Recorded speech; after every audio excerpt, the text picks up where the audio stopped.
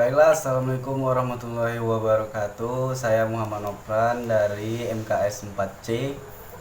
NIM saya 5041800041. Saya akan membacakan rangkuman dari kelompok 1 yang judulnya A. Pengertian laporan keuangan. Laporan keuangan atau financial statement adalah hasil akhir dari akuntansi yang merupakan suatu ringkasan transaksi keuangan. Pada umumnya, laporan keuangan yang disusun dalam perusahaan dagang meliputi 1. Laporan laba atau rugi, 2. Laporan perubahan modal, 3. Neraca, 4. Laporan arus kas. Dan kemudian B. Pihak-pihak yang berkepentingan dalam laporan keuangan itu ada yang pihak internal, ada juga yang pihak eksternal. Kemudian C. Laporan neraca. Seperti namanya, laporan neraca atau balance sheet berguna untuk menimbang posisi keuangan perusahaan. Untuk kelompok aktiva diklasifikasikan dari tingkat likuiditasnya. C. Laporan neraca.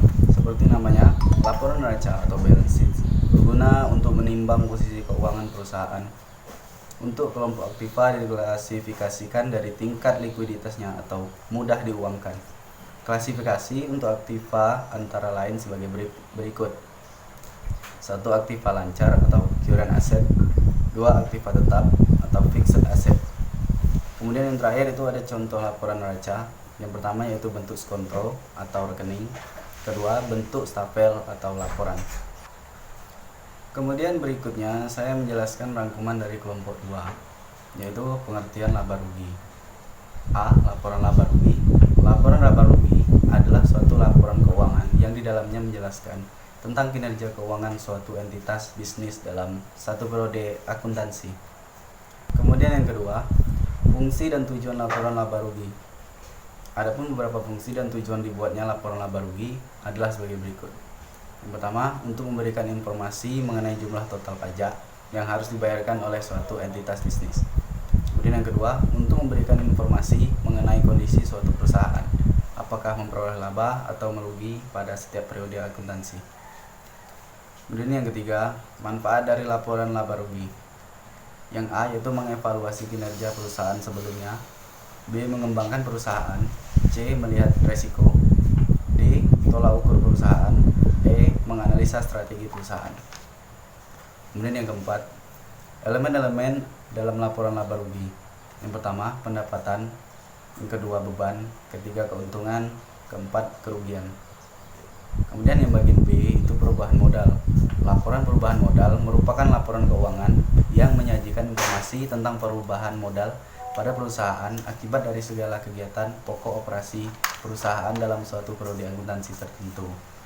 Kemudian kita masuk ke kelompok 3. A. Arti penting dan kegunaan BEP. Break-even point adalah suatu keadaan di mana perusahaan dalam operasinya tidak memperoleh laba atau juga tidak menderita kerugian, atau dengan kata lain total biaya sama dengan total penjualan sehingga tidak ada laba dan tidak ada rugi. Arti pentingnya analisis break-even point bagi manajer perusahaan dalam pengambilan keputusan keuangan adalah sebagai berikut. A. Guna mendapatkan jumlah minimal yang harus diproduksi agar perusahaan tidak mengalami kerugian. B. Penetapan jumlah penjualan yang harus dicapai untuk mendapatkan laba tertentu. C. Penetapan seberapa jauhkah menurunnya penjualan bisa agar perusahaan tidak menderita rugi. Selanjutnya rangkuman dari kelompok 4, yaitu yang pertama 1. Pengertian dan kegunaan analisis rasio keuangan. Yang A. Pengertian analisis rasio keuangan. Pengertian rasio keuangan menurut James G. Van Hoek merupakan indeks yang menghubungkan dua angka akuntansi dan diperoleh dengan membagi satu angka dengan angka lainnya. Jadi, rasio keuangan merupakan kegiatan membandingkan angka-angka yang ada dalam laporan keuangan dengan cara membagi satu angka dengan angka lainnya. Kemudian pengertian yang kedua, rasio keuangan utama atau likuiditas, profitabilitas, motivasi, leverage, pasar. Yang A. Rasio likuiditas atau liquidity ratio. B. Rasio profitabilitas, profitability ratio. Selanjutnya rangkuman dari kelompok 5. Yang A yaitu pengertian manajemen modal kerja. Dengan kata lain, modal kerja merupakan investasi yang ditanamkan dalam aktiva lancar atau aktiva jangka pendek seperti kas, bank, surat berharga, piutang, persediaan, dan aktiva lancar lainnya. Kemudian yang B, konsep modal kerja. Yang pertama ada konsep kuantitatif, kedua konsep kualitatif, tiga konsep fungsional. C, arti penting dan tujuan manajemen modal kerja. Satu, bahwa kegiatan seorang manajemen keuangan lebih banyak dihasilkan dalam kegiatan operasional perusahaan dari waktu ke waktu, atau dengan kata lain sebagian besar waktu dialokasikan untuk mengurus modal kerja. Selanjutnya rangkuman kelompok 6. Yang A, analisis kebutuhan modal kerja. Analisis kebutuhan modal kerja merupakan analisis yang berhubungan sumber-sumber dan penggunaan perusahaan. Analisis kebutuhan modal kerja sangat penting bagi perusahaan karena perusahaan yang tidak memiliki kecukupan modal kerja akan sulit untuk mendapatkan kegiatannya atau akan macet operasinya. Kemudian selanjutnya yang B, analisis pembiayaan modal kerja. Analisis pembiayaan modal kerja adalah pembiayaan jangka pendek yang diberikan kepada perusahaan untuk membiayai kebutuhan modal kerja usahanya berdasarkan analisis.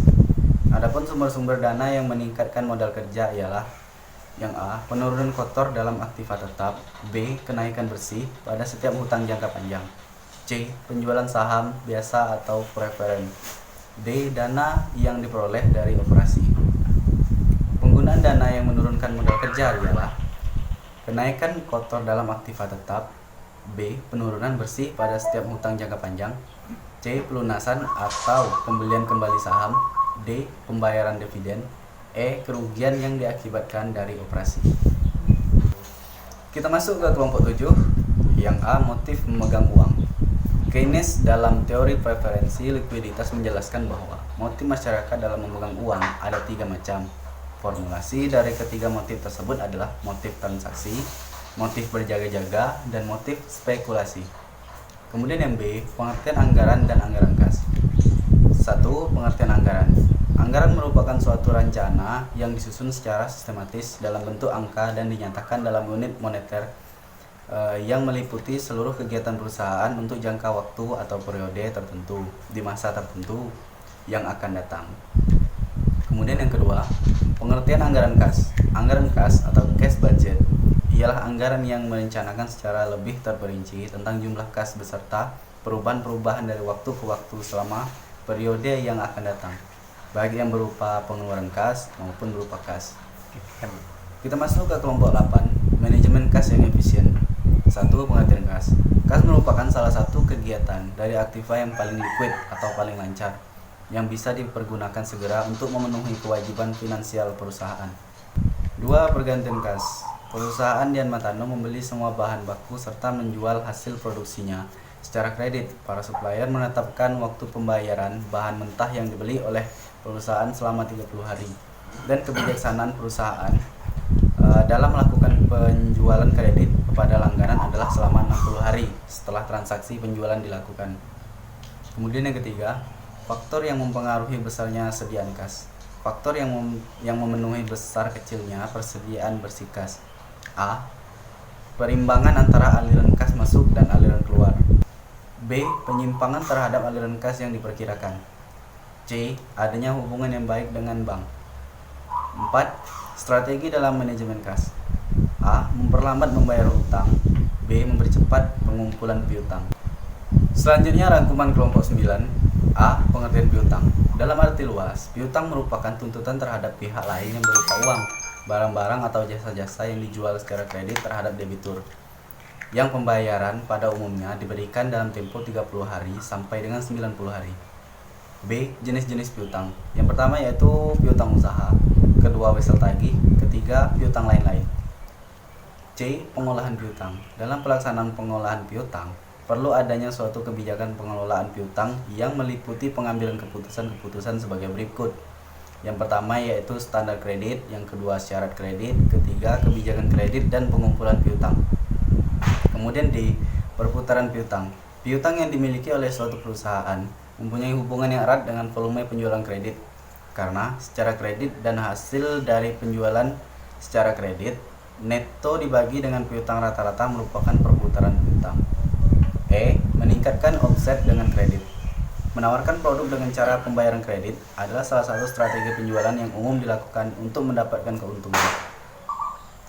Kemudian kita masuk ke kelompok 10, risk, return, trade-off, dan kebijakan utang. Pengertian risk atau risiko. Risiko dapat dikatakan sebagai suatu peluang terjadinya kerugian atau kehancuran lebih luas. Risiko dapat diartikan sebagai kemungkinan terjadinya hasil yang tidak diinginkan atau perlawanan dari yang diinginkan. Dalam industri keuangan pada umumnya, terdapat suatu jargon atau high risk bring about high return. Artinya, jika ingin memperoleh hasil yang lebih besar, akan dihadapkan pada risiko yang lebih besar. Contohnya, dalam investasi saham. Risiko yang tidak dapat diatasi perusahaan biasanya karena tidak dapat dikontrol oleh perusahaan. Risiko yang ada di perusahaan dapat dibedakan menjadi 3 jenis risiko. Yang pertama, risiko individual, kedua risiko perusahaan, ketiga risiko pasar. Selanjutnya rangkuman kelompok 11. A. Pengertian persediaan. Persediaan atau inventory adalah bahan atau barang yang disimpan yang akan digunakan untuk memenuhi tujuan tertentu. Persediaan merupakan aset perusahaan yang sangat penting keberadaannya bagi kelangsungan kegiatan perusahaan. B. Jenis-jenis persediaan. Yang pertama ada bad shock, yang kedua ada fluctuation, yang ketiga ada anticipation. Menurut Charter 2006, jenis-jenis persediaan pada perusahaan manufaktur adalah sebagai berikut. Yang pertama bahan baku, kedua barang dalam proses, ketiga barang jadi.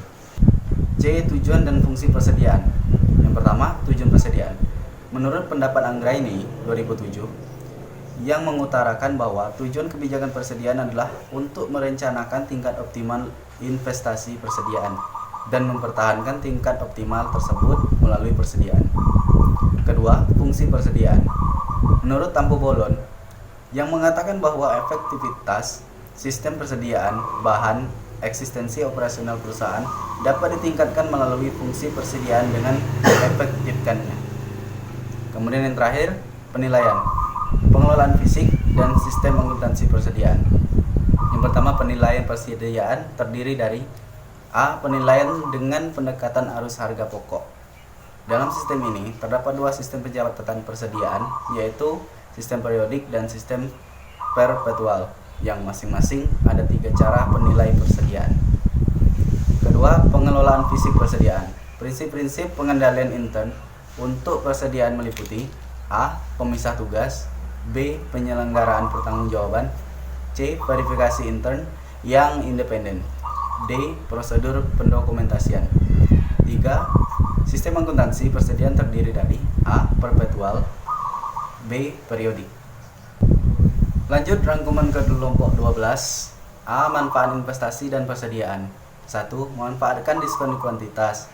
2. Menghindari kekurangan bahan. 3. Manfaat pemasaran. B. Karakteristik biaya-biaya dalam persediaan. Dalam mengelola inventory, perlu dipahami tentang perbedaan antara permintaan independen dan dependen. Secara singkat, perbedaan antara permintaan independen merupakan permintaan yang hanya terkait dengan barang itu sendiri. Sedangkan permintaan dependen adalah permintaan terhadap suatu barang atau komponen lain yang tersusun dari berbagai komponen. Kemudian kita masuk yang C, model-model persediaan optimal. Yang pertama, model persediaan kuantitas, pesanan ekonomis. 2. Model persediaan dengan pesanan tertunda. 3. Model persediaan dengan diskon kuantitas.